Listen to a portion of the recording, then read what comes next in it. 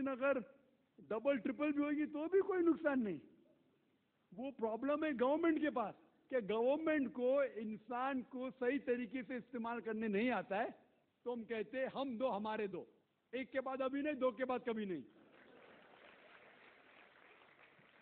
تو یہ پرابلم ہے کہ ہمیں گورنمنٹ لاز کو بدلنا چاہیے. Population is never a problem, it is a bone. کس طریقے سے انسان کو استعمال کر کے دیش کو بڑھانا چاہیے وہ امپورٹنٹ ہے رادر دین فیملی پلاننگ. اور آپ جانیں گے کہ اللہ سبحانہ و تعالیٰ نے 2 بار قرآن مجید میں اس کے بارے میں ذکر کیا ہے. ایک ہے سورہ اسراء سورہ نمبر 17 آیت نمبر 31، اور دوسری آیت جو میں نے پیش کیا سورہ انعام سورہ نمبر 6 آیت نمبر 151 میں. پہلے جگہ اللہ تعالیٰ کہتے کہ آپ اپنے بچوں کا قتل مت کرو، کیونکہ اللہ سبحانہ و تعالیٰ آپ کو بھی رزق دیں گا، آپ کے بچوں کو بھی رزق دیں گا. پہلے سورہ انعام سورہ نمبر 6 آیت نمبر 151 میں آپ کو بھی رزق دیں گا، آپ کے بچے کو بھی دیں گا. دوسری آیت میں سورہ اسراء میں سورہ نمبر 17 آیت نمبر 31 میں اللہ تعالیٰ فرماتے بچوں کا قتل مت کرو، اللہ تعالیٰ رزق بچے کو بھی دیں گے، آپ کو بھی دیں گے.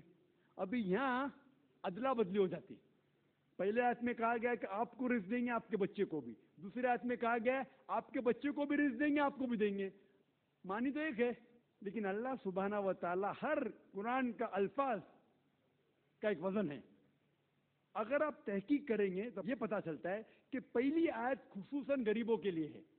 آپ اگر سمجھتے کہ اور ایک بچہ ہوگا تو میں بھی مروں گا، بچہ بھی مرے گا، کھانے پینے کے والدے ہیں، اور ایک بچہ ہوگا تو میں بھی مروں گا، بچہ بھی مروں گا. اللہ تعالیٰ کہتے فکر مت کرو، اللہ تعالیٰ آپ کو بھی رزق دیں گے، آپ کے بچے کو بھی.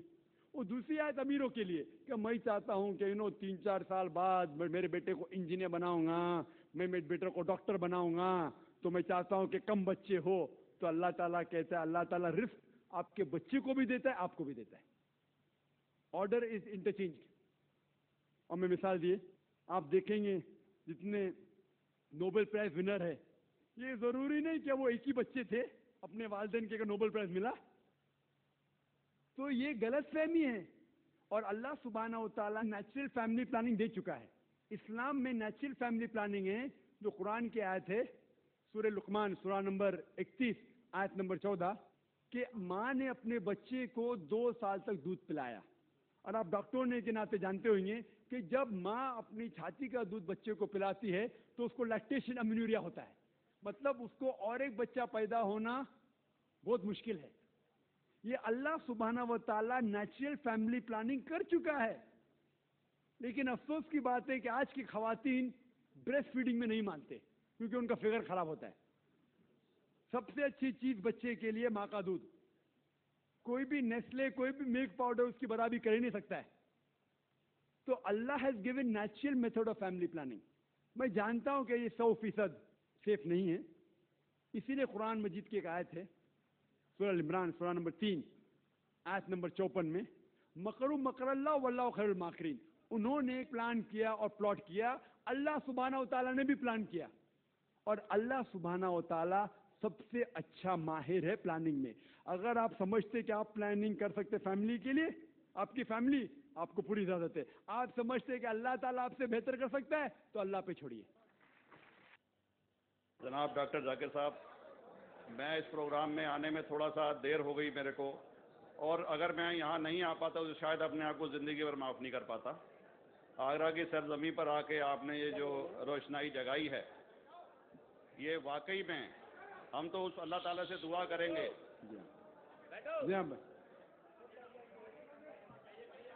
اللہ تعالیٰ سے دعا کریں گے کہ آپ جیسے 10-20 اور نیک دل اور اتنے پڑھے لکھے، اتنے انٹلیکچوئل آدمی اور پیدا کریں، جس سے کہ جا کے آپ بھارت کا کونا کونا، دیش کا کونا کونا روشن کریں.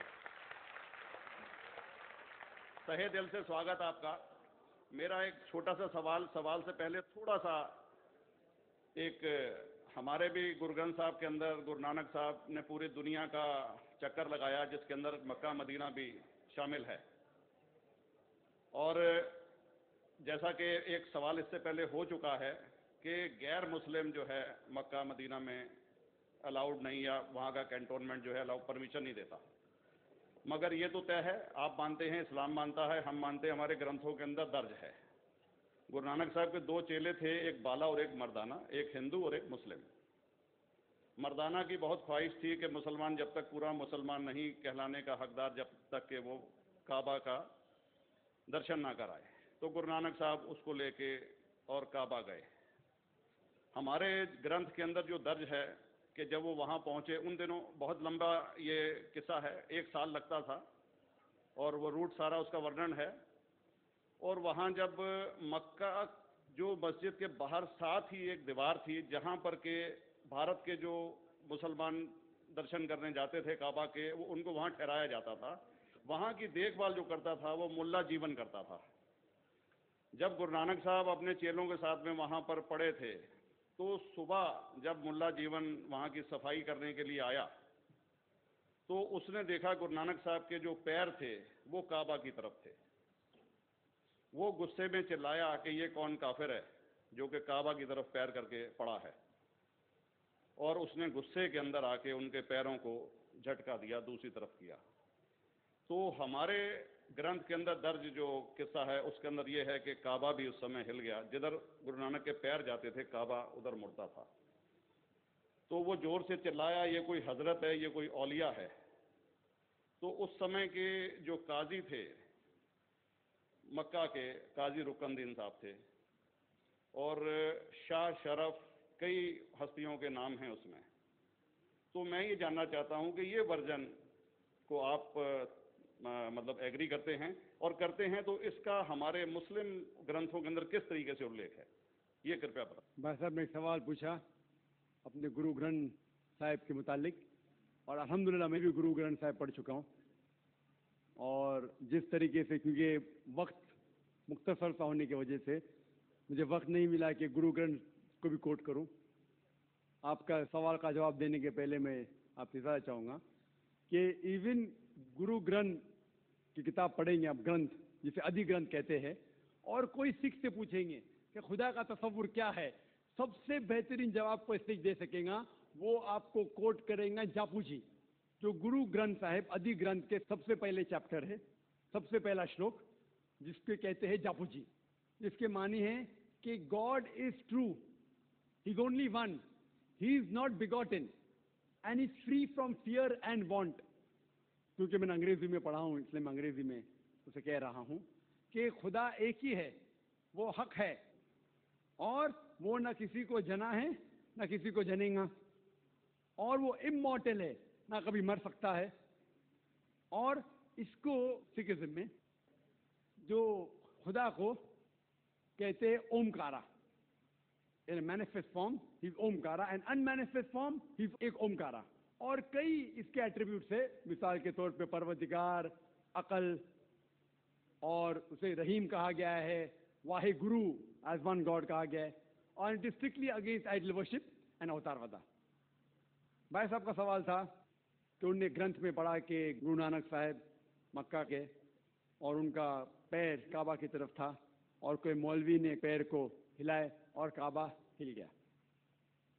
क्योंकि ये as of science and technology है, अगर कोई चीज जो किताब हजारों साल पहले लिखी गई है, 10,000 साल या 4,000 साल, तो शायद उसके बारे में हिस्टोरिकल रिकॉर्ड मिलना मुश्किल है। हालांकि इवन जीसस का इसके बारे में 2000 साल हिस्टोरिकल रिकॉर्ड है, क्योंकि सिखिज्म जो एकदम नया मजहब है, जितने मजाहिब के मुकाबले हिंदुस्तान में नया है, कुछ सैकड़ों साल पहले 15th सेंचुरी में, toward the end of the 15th century, Guru Nanak साहब जो पंजाब के थे, ये मजहब जो कायम हुआ, हार्डली 400-500 है, 400-500 साल। और अगर ये मान लो, सपोज मिसाल के तौर पे मान लो, मैं क्यों कह रहा हूं कि मैं नहीं चाहता हूं किसी को बुरा लगे, मान लो ये सच है, मान लो अगर 400-500 साल पहले अगर ये होता था कि काबा इधर से उधर हिल जाता था, तो हिस्टोरिकल रिकॉर्ड में बिल्कुल लिखा होता था। और कई हिस्टोरिकल रिकॉर्ड में ये नहीं कि काबा हिला इधर उधर, कई हिस्टोरिकल रिकॉर्ड आप देखेंगे। हिस्ट्री इतनी अल्हम्दुलिल्लाह 800-900 साल पहले, 1000 साल पहले जो मुगल ने किए, बिल्कुल लिखा हुआ हिस्टोरिकल रिकॉर्ड में। तो ये कहना कि गुरु नानक साहब वहां गए और काबा हिल गया, ये बिल्कुल साइंस के खिलाफ है, क्योंकि साइंस में कोई भी रिकॉर्ड नहीं है, वहां के देश के रिकॉर्ड में कहीं भी नहीं कि काबा हिला। तो इसलिए हम कहते हैं کہ ہو سکتا ہے یہ غلطی